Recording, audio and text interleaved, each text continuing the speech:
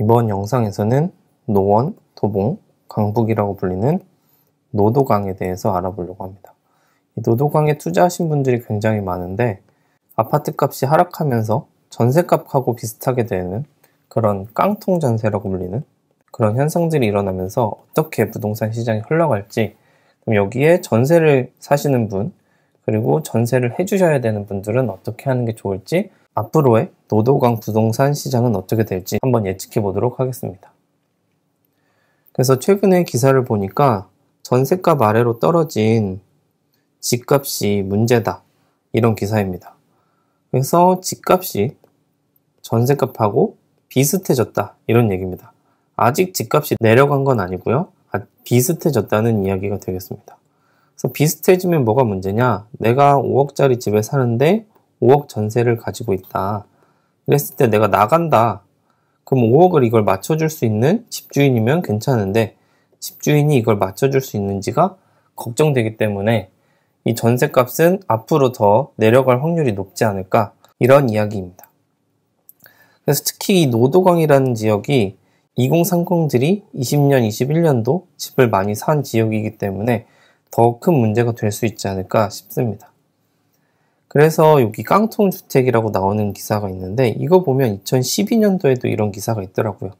지금 2022년인데 2012년에도 이런 깡통주택에 대한 이야기가 있으니까 결과적으로 집값과 전세값이 비슷하게 가는 때는 하락장에서는 어느 정도 있는 것 같습니다.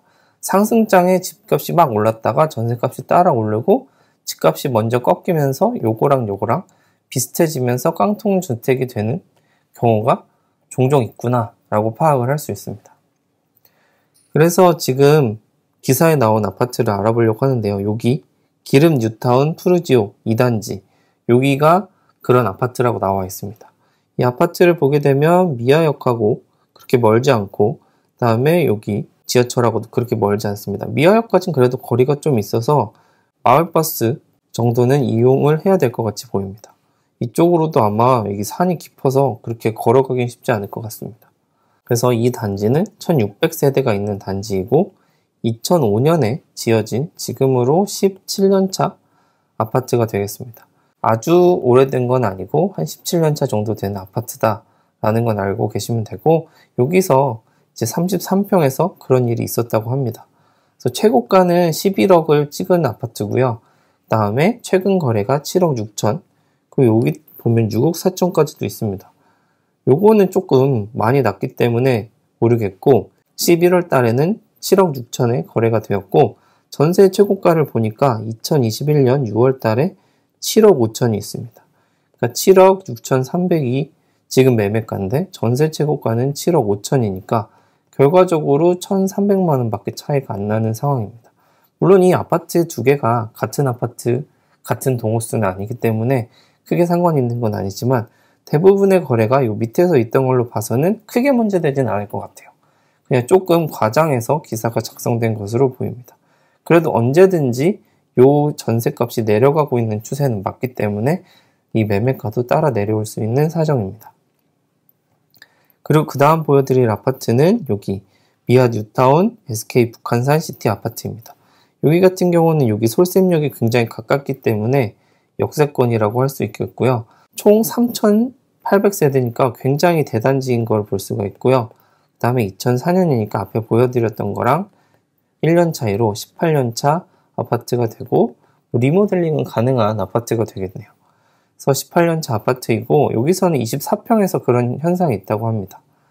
그래서 24평 최고가는 7억 8천이었고요. 최근 시세는 5억 6천, 5억 8천 정도 나오는 걸 볼 수가 있고, 전세 최고가는 5억 1천만 원입니다.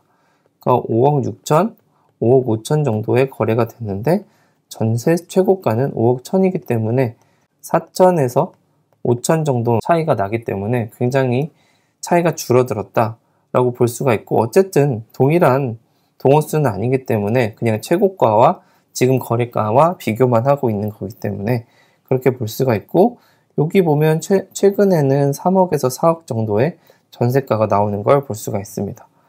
결과적으로 전세가 대비해서 이렇게 일반적인 거래라면 아직 1억에서 2억 정도는 차이가 나는 걸 볼 수 있고, 앞으로 계속적으로 전세가가 하락할 것으로 예상되는 부분이기 때문에 이런 부분은 조심해서 거래를 해야 되겠고, 이 매매가도 점점 낮아지고 있기 때문에 전세 거래하시는 분도 조금 조심할 필요가 있습니다.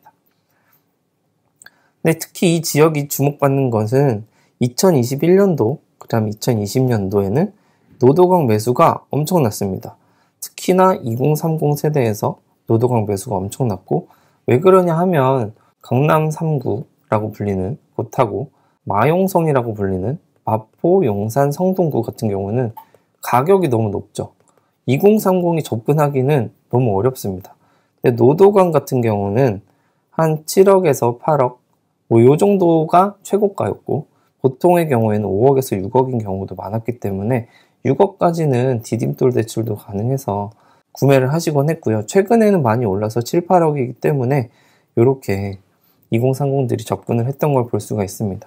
하지만 2022년도 8월 그리고 9월에는 집값이 급락했다는 기사들이 많이 나옵니다. 7억도 붕괴하고 6억도 나오고 있다. 이런 기사들도 있고, 이제 2030 같은 경우는 거리가 많은 분도 계시겠지만 적은 분도 있을 수 있기 때문에 이런 분들이 금리 인상에 영향이 더 크고 이런 분들이 매물을 내놓지 않을까, 이렇게 걱정을 하는 목소리가 많이 보입니다. 금리가 3%에서 지금 5% 이렇게 올랐으면 이자가 거의 100% 정도 증가하기 때문에 이런 부분이 실생활이 유지가 안 되시는 분들 같은 경우는 굉장히 어려움이 있을 거라고 생각을 합니다. 이제 미국에서 금리를 계속 올려서 문제였는데, 이렇게 11월 31일에 파월이 비둘기적인 말 한마디 했다고 환율도 많이 내려가고 미국 증시도 막 급격하게 오른 걸 볼 수가 있습니다. 이 미국 금리라는 것이 결과적으로 우리나라 금리에도 영향을 주는데, 오르는 거를 조금 멈출 것 같아 정도의 말이었는데도 미국 증시가 급격히 상승하는 걸 볼 수가 있었고요. 대신에 이런 부동산 같은 시장은 조금 더 천천히 움직이기 때문에 우리나라 금리와 조금 더 연동이 돼 있을 것 같아서 이 금리가 상승은 멈추더라도 하락까지 이어지기는 조금 힘들지 않을까라는 생각이 들고, 이 파월이라는 사람의 말을 얼마나 믿을 수 있을지 모르겠습니다.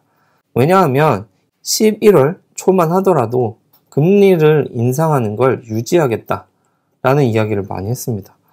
최종금리 예상보다 높을 것, 이런 얘기를 해가지고 계속적으로 금리를 인상한다는 말을 11월 초에 했습니다. 근데 11월 말에 금리 인상 더 못할 수도 있어, 이 정도 얘기거든요.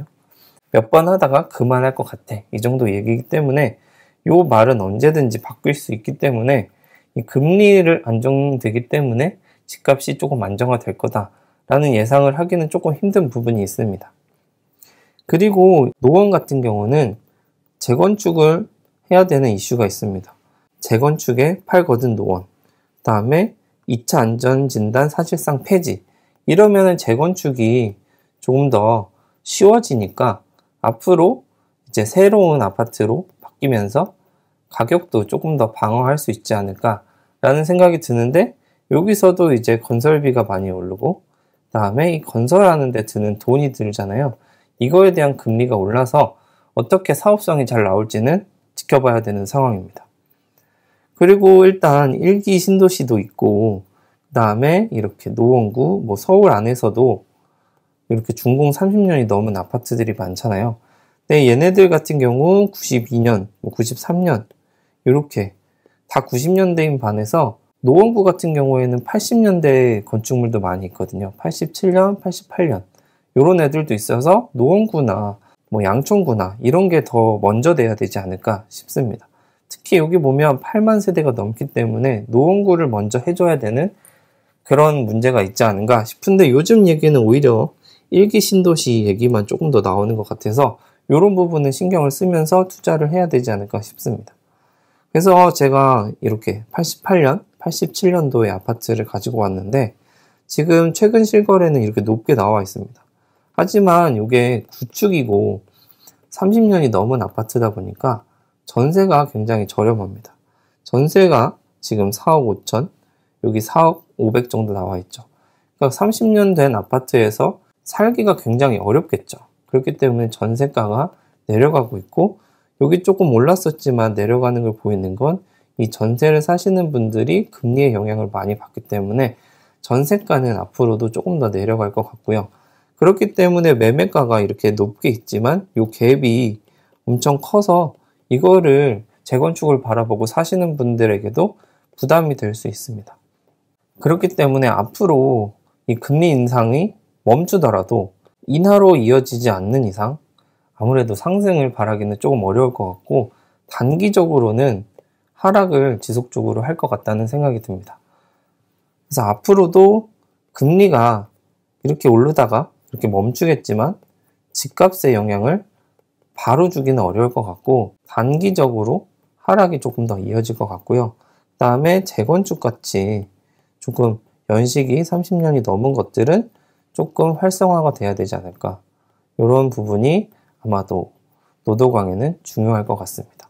제 생각은 이렇고요. 여러분 생각은 어떠신지 댓글로 남겨주시면 좋을 것 같고, 유익하게 보셨다면 좋아요, 구독 눌러주시면 감사하겠습니다. 시청해주셔서 감사합니다.